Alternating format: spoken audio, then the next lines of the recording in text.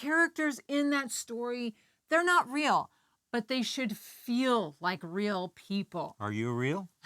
I Writing a character that your readers will love is a lot of fun.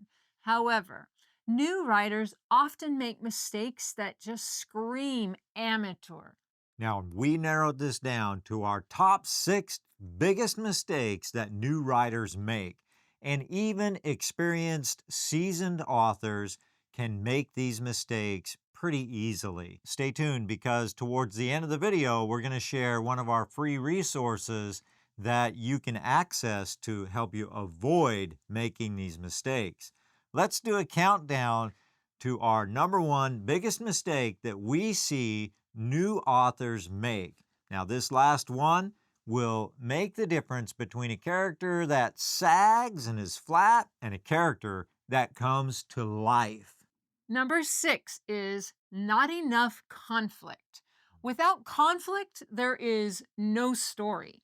And so we really want to root for a character who has conflict, who has challenges, and they have to overcome those challenges.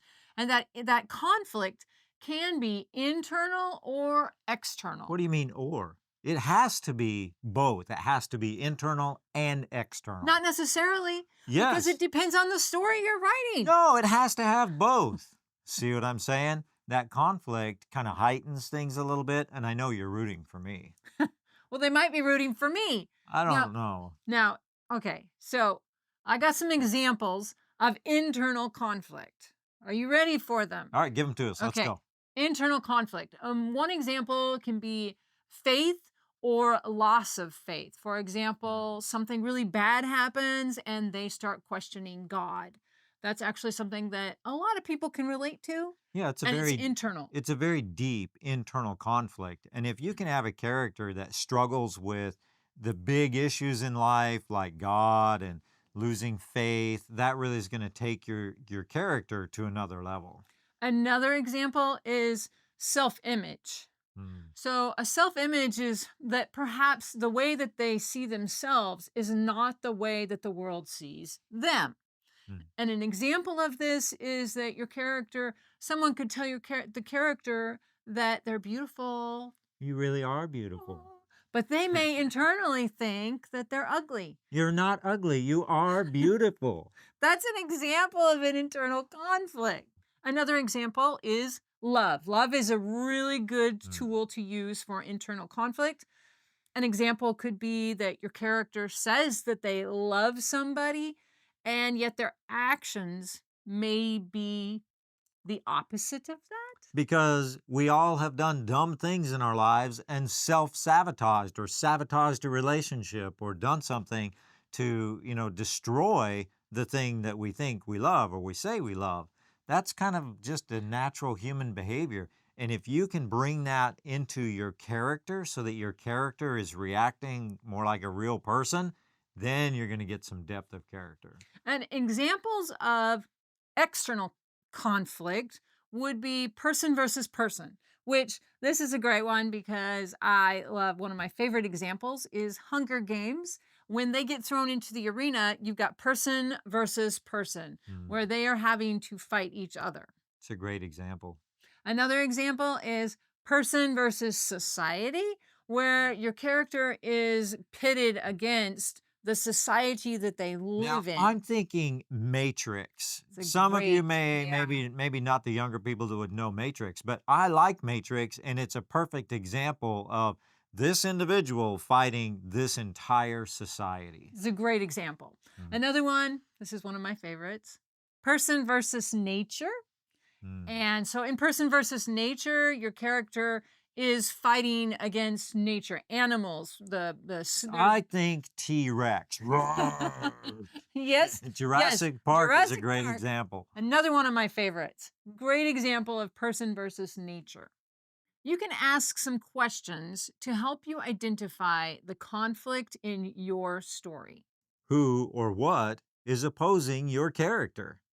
Why are they at odds? What is your character's goal in the story? What does your character want most? What would happen if the character does not reach their goal? How will the character change from the beginning of the story until the end? Number five is oversimplified or shallow characters. If your character doesn't have substance, something unique to them, then they're just going to be flat, they're going to be boring, and nobody is going to really connect with them. So, one of the ways that you can fix this is by giving that character something really unique about them. That can be something good or it can be something bad, but adding something unique to your characters gives them depth so that people have something to relate with and connect with. So, an example of this is if you have a barista in your book or a scene that you have, maybe you need to give that lady who is serving the coffee some unique characteristic, like she's chewing bubble gum and popping the bubbles in her mouth while she's trying to take the order. That's kind of annoying, but it makes her suddenly come to life and stand out It gives her because it personality. does. Well, I mean, we've all ran into somebody who is trying to take our order and they're doing something obnoxiously weird. And it's a simple example, but adding some little thing like that can really help develop depth with your character. So you don't have to know everything about every character in your book, but you can give every character something really unique, like a nervous twitch that Angie has, twiddling her hair, or maybe they have a tick or a lisp or a limp or some other kind of weird thing that they just do out of the blue. That makes the character unique. Number four is inconsistency. So, once you establish who your character is and how they interact with the world that they live in, you need to be consistent. Like I'm a talk a lot kind of guy. I always interrupt her, so I have to interrupt her just to be consistent. Well, that's good. I'm glad that you're consistent. So, like a if you have a character that's really shy and suddenly they talk a lot, then you need to have a reason for that change. That may be part of your character's growth and part of their character arc. And if it is, you want to take the reader along for the ride. How did your character reach that change? Yeah, they don't just change overnight, right? That's part of the character arc where you have to show that there is a progressive change happening. Yes. And if your character is going to act in an uncharacteristic way, then make a big deal of it. Like the other characters could be like, whoa, she just spoke up when she doesn't normally speak up. Or the character be like, oh my goodness, I was just bold and I said something when I don't normally do that. Make it a big deal. Talk about it in the book. Don't just have an uncharacteristic action in your character and then pretend like it's no big deal. Because that's not really life. Are you getting the picture that really with characters, we have to bring them to life like they're a real person? And if you have a friend that suddenly does something courageous or bold and they're not normally, it's a big deal. Now, number three is creating characters that are perfect or have perfect lives. That's boring. It's really boring because life is not like that. Life is not perfect. I don't know if you noticed that, but life is really not perfect. There are challenges and people are not perfect. We have flaws. I know that you don't really have too many. You're right next to perfection, but I have a lot of flaws and that's relatable. People relate and connect with characters who are real. So, one of the ways to help develop your character and make them more real is to give them a flaw, give them a weakness, give them something that is a challenge that they have to figure out or overcome or deal with in some way. Now, let me give you an example here. Every character, all of them should have something like this. Some are bigger and more important than others. But like even an elephant in the natural has an Achilles heel. What is it? It's a It's a mouse. mouse. And so everything around us has some type of weakness or challenge. Your protagonist should have weaknesses that they have to overcome. They should have something that they have to develop or deal with. That's part of that character arc, right?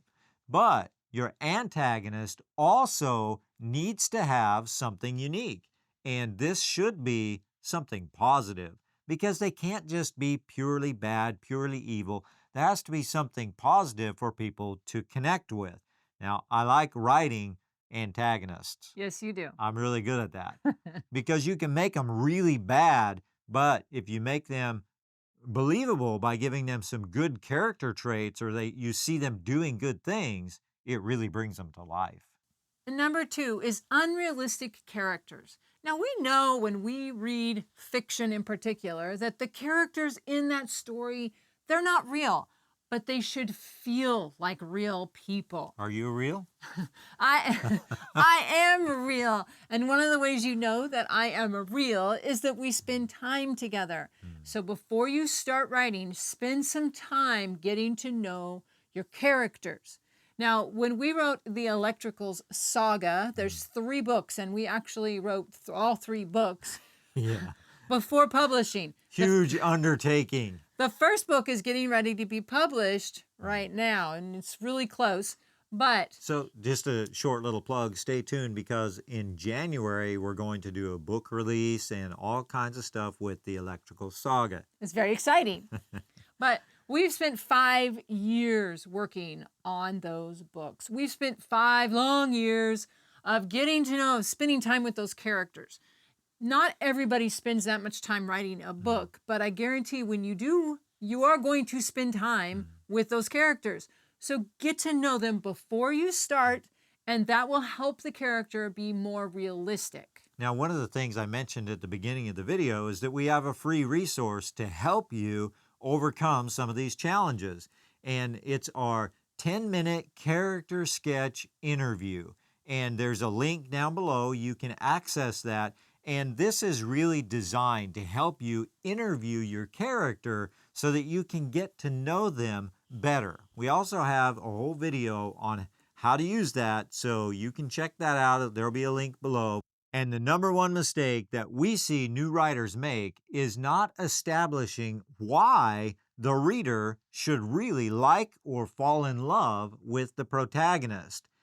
In order to solve this, you want to really bring your protagonist in early in the book, and you want to introduce them with something that's going to make the reader care about that person. So if you throw them into a devastating scene all of the sudden, that major conflict may be too soon. If there's not some reason to care about that person, then the conflict is less impacting.